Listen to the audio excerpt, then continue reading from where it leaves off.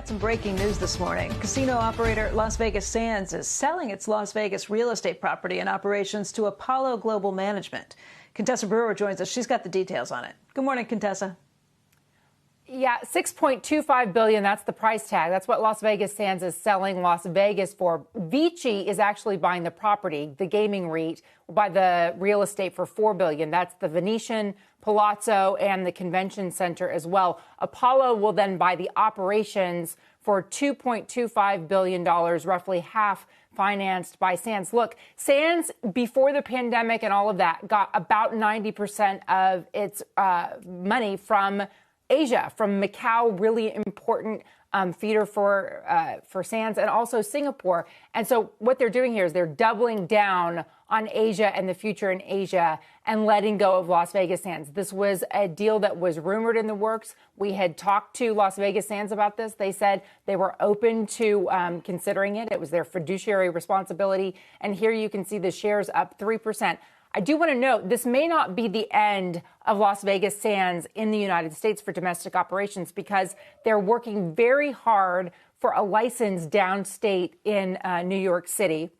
And so that could be somewhere in the neighborhood. It's been estimated to be a gaming market of between $6 and $10 billion if the state would grant those 3 licenses that are outstanding. And then we're in the early stages. It's a ballot initiative in Texas, which also is considered a super state for gaming, Becky. So when you look at what's the potential for Las Vegas Sands in the United States, those are both very potentially lucrative markets that Sands is interested in moving into, and they're spending a lot of time trying to position themselves to be in competition for those licenses.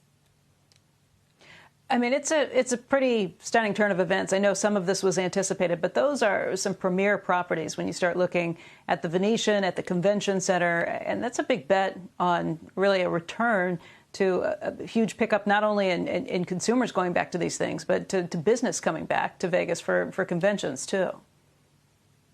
You know, and it's interesting because we'd heard on the call during the pandemic that Rob Goldstein said, look, we just can't be this big $500 million business if we don't have any groups coming in. We can't turn the kinds of profits we were accustomed to turning in Las Vegas without the group business, and that's been suppressed. But I asked the company this morning after the news, look, how should I think about this in terms of commentary on Las Vegas and the future of Las Vegas? And he said, we think it's bright. We think, you know, and clearly Apollo and Vici think it's bright as well. However, you know, the driver for this company really has been Asia. That's where Sheldon Adelson had put his focus, and they were doing a lot of capital expenditures in Macau and just broke ground for a big new expansion in Singapore as well. Of course, Sheldon died in January. This is a continuation of the work that he had already begun.